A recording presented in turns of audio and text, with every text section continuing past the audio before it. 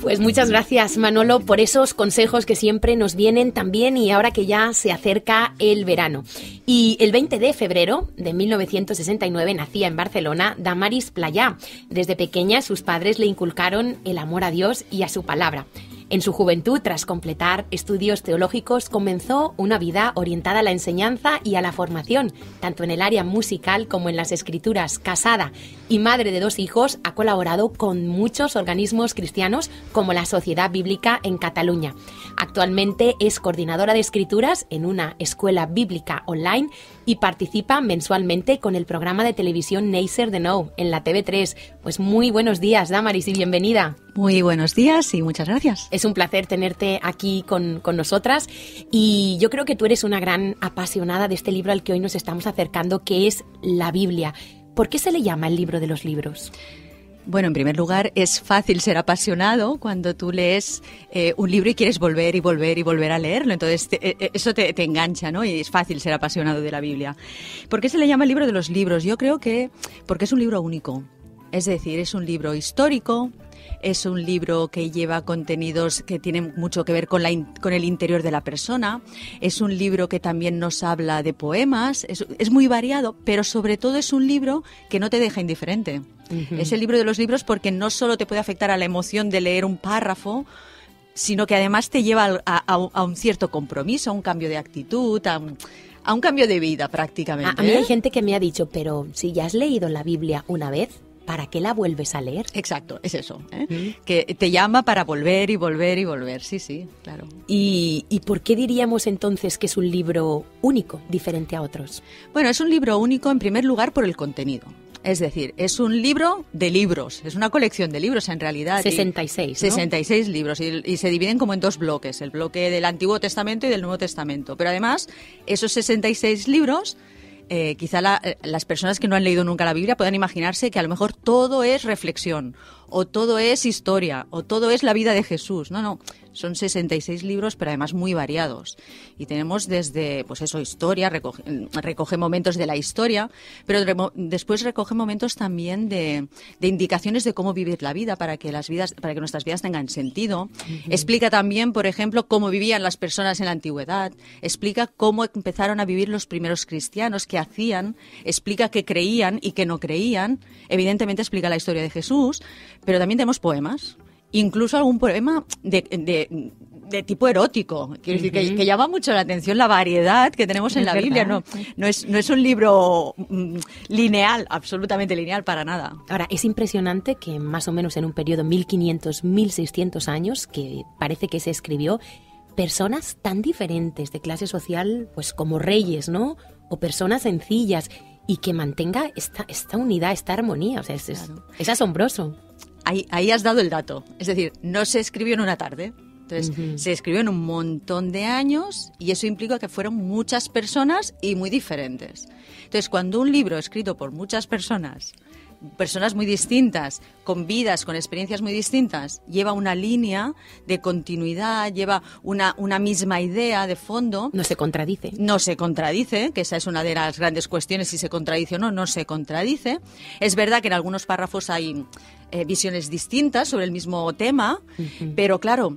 Me permito explicarte, no sé si os gusta el fútbol, pero si yo veo un partido de fútbol en el que juega mi equipo, yo voy a ver todas las faltas a favor de mi equipo. Totalmente. De una manera y el del equipo contrario lo ve muy distinto. Frente a los mismos hechos lo vamos a contar diferente. Claro, y al día siguiente cuando lea la crónica en el periódico también será distinta a mi visión del partido. Entonces, a veces nos ocurre eso y se ha dicho que son contradicciones. No, son distintos puntos de vista que en ningún momento se contradicen, ¿no?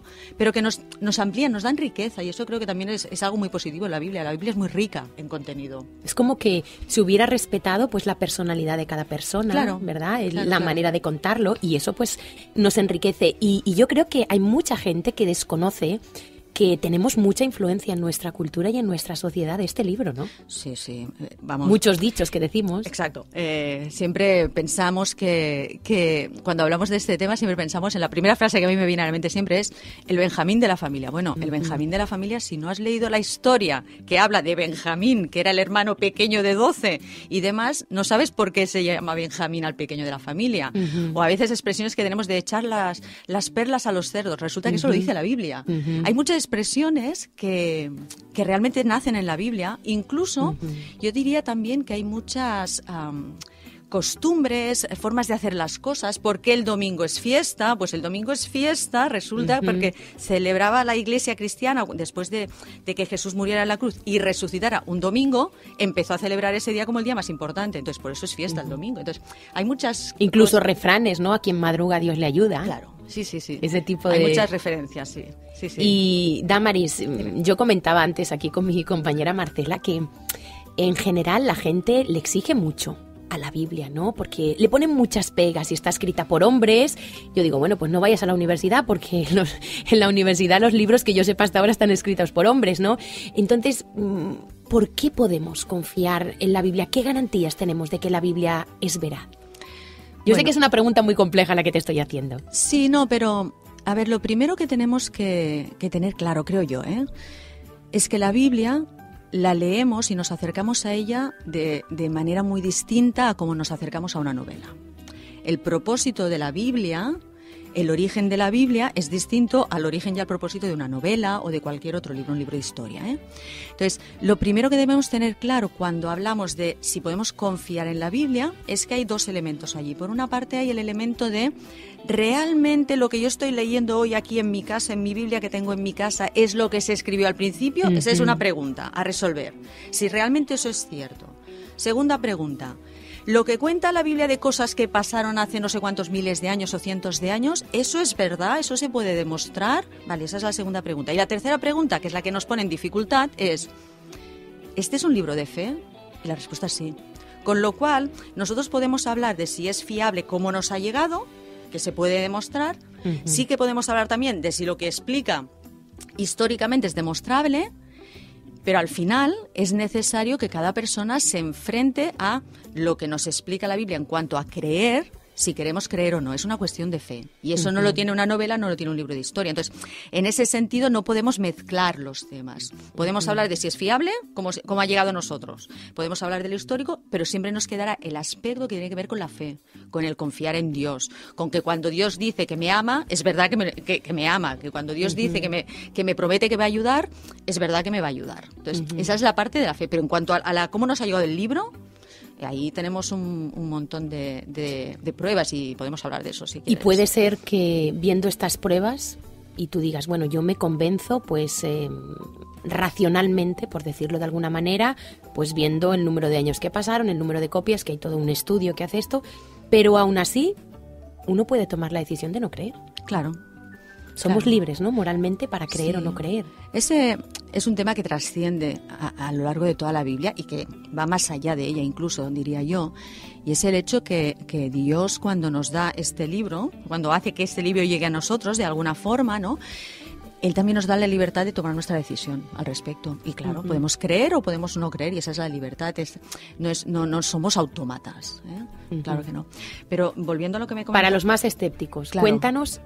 A ver, ¿por qué podemos decir que es original el texto que tenemos hoy en día? Yo te cuento, hay dos cositas ahí a hablar. Primero, si lo que yo estoy leyendo hoy es lo mismo que se escribió en su momento, simplemente traducido, entonces en ese sentido, sí, absolutamente. No tenemos textos originales, eso es cierto, A veces decimos, ostras, no hay el texto original, no. Estamos hablando de miles de años atrás y los textos originales no los tenemos. Lo que ocurre es que tenemos miles de copias, y cuando digo miles, digo miles, o sea, miles de copias totales, parciales, de un trocito y otro.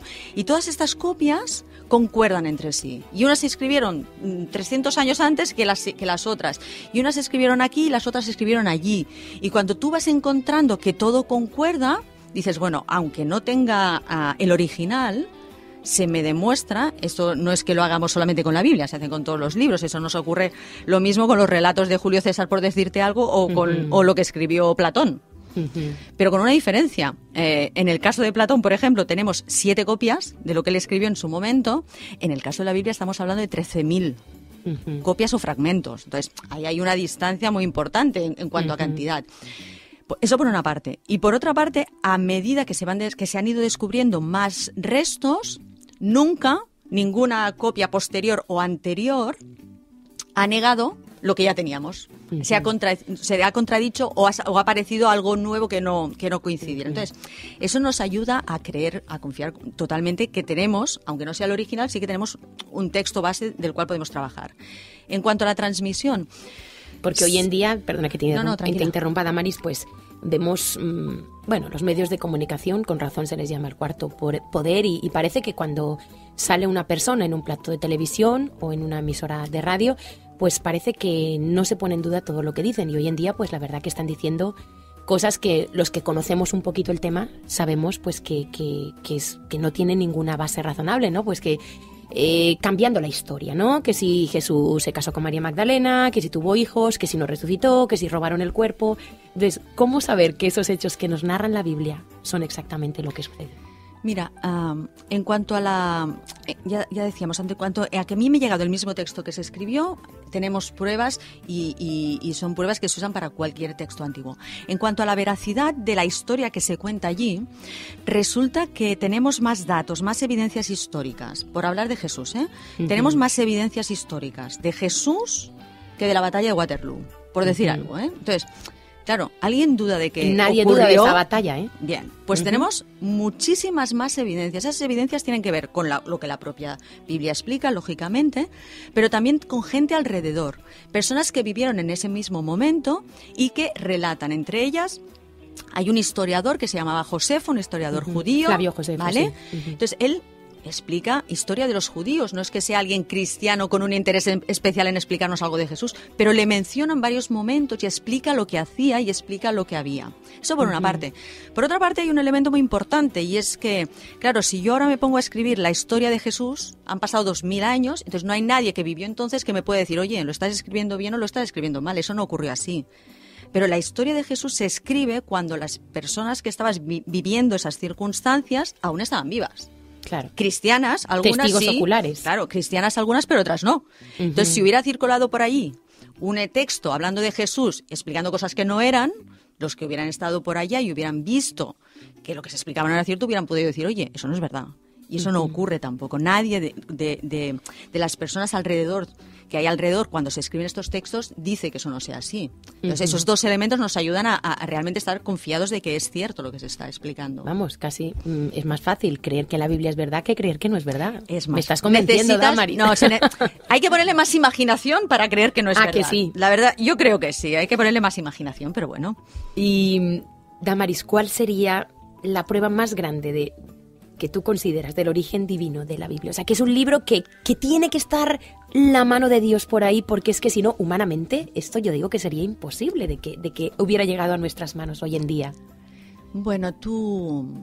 No sé si habéis hecho este ejercicio con vuestros hijos, pero alguna vez cuando tú le dices a tu hijo o a tu hija que haga tal o cual cosa, y él te pregunta, ¿por qué tengo que hacerlo? Porque te lo digo yo, ¿no? Y entonces... contentos o no contentos, ellos confían en que tú les estás diciendo lo que es mejor. Puede gustarles o no, pero están confiando en eso. Entonces, ¿qué me ocurre con la Biblia? A mí, personalmente. Yo leo la Biblia y nada de lo que aparece allí tenga que ver conmigo personalmente, en lo íntimo, en lo personal, en la forma de actuar, o tenga que ver con otras circunstancias, se me ha contradicho con mi vida. Es decir, todo lo que yo he leído allí se ha hecho una realidad en mi vida. Con lo cual, hombre, ese Dios que aparece en la Biblia y que dice, como decía antes, ¿no?, que dice que me ayuda, es que realmente a mí en mi vida me ha ayudado. Ese Dios que dice que me ama es que yo he sentido ese amor cuando he estado en esta circunstancia complicada o en la otra circunstancia. Es que ese Dios que me dice que esto va a ocurrir así en mi vida o en la vida de los que están conmigo o de las personas que creen igual que yo. Y eso ocurre, eso me confirma que no es ni una idea, ni es un sueño, ni es un sentimiento, porque a veces vamos por ahí también. No, a mí eso me confirma que es algo muy real. O sea, que tú ya has comprobado que es real. Absolutamente. O sea, es lo que tú decías al principio, es una cuestión de fe y ya tu fe ha sido respondida. Claro, es que es lo que decíamos, a veces a la Biblia le pegamos palos desde la historia. Bueno, palos desde la historia de que no es histórica. No, es que histórica es. Palos desde que no está bien traducida. No, es que el trabajo de traducción es muy bueno, muy amplio. Se han hecho traducciones en más de 2.400 idiomas distintos, algo espectacular. Pero al final hay el elemento de fe. Y ese es inevitable. Yo creo que no es difícil. Yo lo digo muchas veces, no es difícil creer en Dios. El problema que creo que hay detrás es que muchas veces, pues por nuestra naturaleza, quizá un poquito rebelde, nos gusta hacer las cosas a nuestra manera, no queremos pensar que pueda ser verdad, que hay un Dios al que un día tendremos que rendir cuentas, ¿no? Bueno, es más fácil vivir pensando que yo tomo mis decisiones y que yo controlo y tal, pero es que yo no puedo controlar mi vida. Uh-huh. A mí me da mucha paz y vamos, y cada día estoy más convencida de ello. A mí me da mucha paz saber que no tengo yo que controlar todas las cosas en mi vida. Uh-huh. Y que quien lo controla todo, que es Dios, sabe mucho más que yo, tiene muchos más recursos que yo y lo hará mucho mejor que yo. Y eso a mí me da paz, no me hace sentir angustiada, al contrario, claro. me hace sentir mucha tranquilidad en la vida. Uh-huh. Y que si necesito ahí que me echen un cable, ya está ahí Dios para echarme ese cable. Y que creo que es una de las cosas que buscamos todos los seres humanos, ¿no? Paz. Estar en paz con nosotros mismos, claro, con los demás. Y Damaris, la Biblia habla de muchísimas profecías, por lo menos contabilizo más de 60, mínimo 60. Bueno, el personaje central de la Biblia, la mayoría de la gente lo sabe, es la persona de Jesucristo. ¿Se han cumplido ya profecías? ¿Se han cumplido profecías? Claro que sí, muchísimas, y desde antiguo además. Hay muchas veces en que los profetas están escribiendo esto va a ocurrir y esto tal, y el siguiente libro de la Biblia te explica que eso ocurrió. Hay cosas que sí, que con una cierta inmediatez, si podemos hablar de inmediatez, en el contexto histórico la inmediatez es muy relativa, pero claro que sí, pero quedan muchas por cumplir. Pero sobre todo, la gran profecía que queda por cumplir es la del regreso de Jesús. Nosotros sabemos que Él murió, Él resucitó, pero estamos convencidos que regresará un día. Y esa es la gran profecía pendiente de cumplir, ¿no? Que suena un poco a veces, cuando hablamos de estas cosas, como una película de ciencia ficción, ¿no? Sí. Pero una cosa que a mí me anima a creer de cara al mañana y al futuro es ver que profecías que se escribieron algunas 700 años antes de la venida de Jesús se han cumplido exactamente. Cómo iban a hacer, dónde iban a hacer, cómo iba a ser su muerte. Entonces, porque si todas se han cumplido exactamente, ¿por qué no se van a cumplir las que quedan por cumplirse? Y además, un matiz ahí interesante, profecías escritas por distintas personas, además. Que dices, bueno, es que es una persona que tuvo... No, distintas personas, además. Claro. La verdad de lo que ya se cumplió nos ayuda a confiar en la verdad de lo que se va a cumplir. Uh-huh. Y Damaris, ¿cómo algunas personas se pueden preguntar, bueno, pero qué Biblia es la verdadera, ¿no? Porque, bueno, ¿cómo se recopiló el canon de la Biblia? ¿Qué criterios se siguieron? Porque sabemos, por ejemplo, que la Biblia, por ejemplo, considerada católica, pues tiene algunos libros que otras Biblias no tienen, se llaman los apócrifos. Uh-huh. ¿Cómo va esto? Sí, los libros esos que están en la Biblia católica y no están en la Biblia evangélica, por llamarlo de alguna manera, que se les llama apócrifos o deuterocanónicos también, a veces se les pone este otro nombre. Este otro nombre lo que nos explica es que están ahí en la Biblia, pero no están formando parte del canon de la Biblia. ¿Qué quiere decir eso? Es un poco complicado, pero intentamos explicarlo fácil. Hay una recopilación, digamos, oficial, por decirlo de alguna manera, de los libros de la Biblia. Pero es cierto que en un momento, debido a las circunstancias históricas del pueblo de Israel y los primeros cristianos son herederos del pueblo de Israel, porque el cristianismo nace dentro del pueblo de Israel.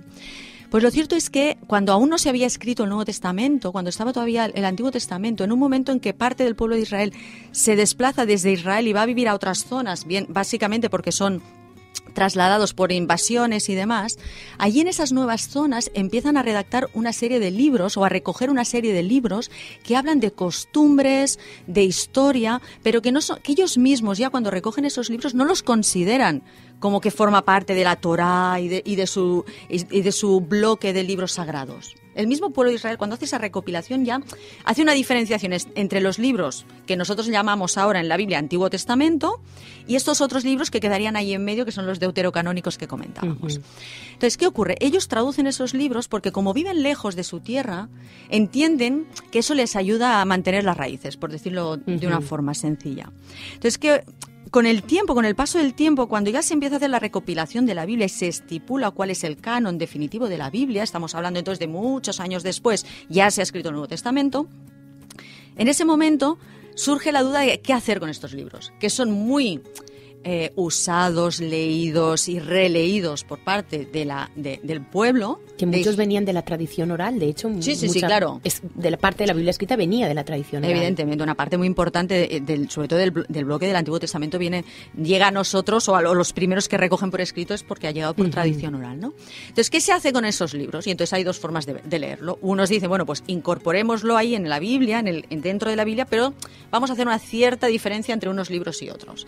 Cuando llega el momento de la Reforma, quizá no exactamente al principio, pero al principio, cuando avanza un poquito la Reforma evangélica, la Reforma protestante, entonces alguien dice, bueno, vamos a hacer una cosa. Para no confundirnos, los vamos a poner aparte del todo, que es decir, los vamos a sacar de la Biblia. Y por eso en las Biblias que podríamos llamar evangélicas, esos libros no suelen aparecer. Aunque en las antiguas, antiquísimas versiones sí que aparecerían todavía, ¿eh? O sea, que no nos sorprenda que tengamos una Biblia en casa que la tradujo un equipo de traductores evangélicos y están esos libros ahí puestos. O sea, podríamos decir que son libros históricos, pero no considerados inspirados por Exacto, Dios. Esa es la cuestión. Cuando se estableció el canon de la Biblia, se hizo siguiendo una serie de criterios y el más importante de ellos, evidentemente, además de las pruebas de veracidad, digamos, ¿no?, del autor y demás, era el hecho de la inspiración divina. Se entiende que esos libros no son inspirados y por eso no están dentro del canon. Damaris, ¿es el mismo Dios el del Antiguo Testamento que el del Nuevo Testamento? Es el mismo Dios, claro que sí. Porque a veces la gente con eso se atasca un poquito. No, es el mismo Dios. Lo que no es lo mismo es la historia. Y lo que no las es circunstancias, las necesidades. Exacto. Y lo que no somos los mismos somos nosotros. Estamos en un contexto distinto. Una de las riquezas de la Biblia es que es un libro muy antiguo, pero es muy actual. Habla de temas muy actuales y nos da respuestas muy actuales. ¿Por qué? Porque el Dios que se nos explica en el Antiguo Testamento, que se nos explica en el Nuevo Testamento, es el mismo Dios que está aquí. Entonces, es según la circunstancia, según nuestras realidades, Dios actúa y nos ayuda de una manera o de otra, pero Dios evidentemente es el mismo. Tenemos la riqueza ahora de que después de la venida de Jesús conocemos más de Dios, porque Jesús nos ayuda a entender más cómo es Dios. Y además, Él aporta ese súper extra, que es la salvación. Y además, después tenemos la presencia del Espíritu Santo. Entonces, claro, nos ayuda todavía más a comprender cómo es Dios. Y quizá cuando los libros del Antiguo Testamento nos hablan de Dios, quien escribe no tiene la comprensión de Dios que tengo yo hoy o que tengáis vosotras. Entonces, eso sí. Pero Dios, evidentemente, es el mismo, claro. ¿Cómo animarías a alguien que nunca ha leído la Biblia? ¿Qué le dirías para que se animara a leer este libro? Bueno, yo creo que la Biblia hay que acercarse primero sabiendo a dónde se acerca uno. Como decíamos antes, hay mucha información muy diversa, pero es un libro de fe. Hay un elemento allí importante de que habrá puntos cuando tú lees que tendrás que creértelo o no creértelo. Igual que cuando tu mamá te decía no cruces en rojo y tú te lo creías o no te lo creías. Eso por una parte. Por otra parte, yo creo que leer la Biblia, empezar a leer la Biblia, es muy interesante hacerlo solo, eso sí, pero que alguien te ayude, que alguien te guíe. Porque la Biblia, como hemos comentado en algún momento, creo, es una colección de libros. Entonces, leerlo secuencialmente, empezando por la página 1 y hasta el final, nos puede ser un poco complicado, porque vamos a ir cambiando de temas, claro. Quizá no vamos a tener el contexto adecuado. Yo siempre sugeriría empezar por averiguar quién es Jesús. Es decir, irnos a la segunda parte de la Biblia, y en esa segunda parte de la Biblia, que es el Nuevo Testamento, tenemos 4 libros que nos explican desde 4 visiones distintas quién fue Jesús y qué hizo. Ese es un buen punto de partida.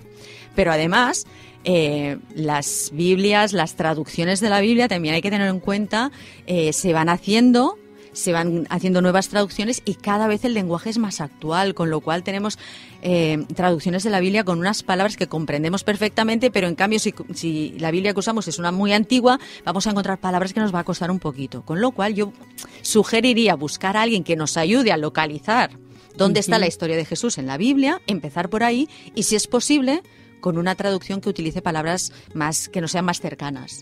Cuando decimos Jesús, pues ya se nos acaban los minutos, pero es tan interesante el tema. Pues en nuestro, por decirlo de alguna manera, en nuestro disco duro, según los filtros que tenemos en nuestro corazón, pues cada uno podemos tener una imagen, ¿no?, de ese Jesús. Hay gente que es un Cristo clavado en una cruz, muerto. ¿Para ti quién es Jesús? Para mí, Jesús es, ¿cómo lo diría? Es como el hecho diferencial en mi vida. Es la persona clave, es la persona clave en mi vida. Jesús es alguien muy grande, pero al mismo tiempo es muy cercano. Puede hacer cualquier cosa, todo lo puede hacer, pero al mismo tiempo tiene un interés personal en mí y en mi vida. Y eso es algo que no ocurre en ningún otro lugar, en ninguna otra tradición religiosa que podamos conocer. Dios tiene un interés personal en mí y Jesús es la prueba de que Dios tiene un interés personal en mí. ¿Por qué? Porque para Dios no fue fácil en absoluto el decir, bueno, ahora Jesús va a nacer, va a estar aquí, va a explicar quién soy yo, va a hacer una serie de milagros, va a ayudar a la gente, pero va a morir en la cruz y va a resucitar. ¿Y por qué ocurre eso? Pues porque Jesús es la forma, es el camino, la manera en la cual la salvación llega a cada uno de nosotros. Y es el único camino. Exacto. Por su sacrificio, las personas que aceptamos ese regalo, que al final es un regalo, las personas que aceptamos ese regalo podemos ser salvas. Entonces Jesús es el centro, porque en el momento que tú entras en contacto con Jesús, eso ya te cambia por completo y te trastoca. Una nueva vida. Sí, sí, absolutamente. Pues Damaris, ya se nos acaba el tiempo. Muchísimas gracias. Se nos ha quedado corto el programa, así que te tendremos que invitar otro día para seguir hablando. Te agradecemos mucho porque queríamos pues rendir ese homenaje a este libro que también para nosotros ha marcado la diferencia. Claro que sí. Así que muchas gracias y bueno, ya pues nosotros nos quedan nuestros últimos minutos.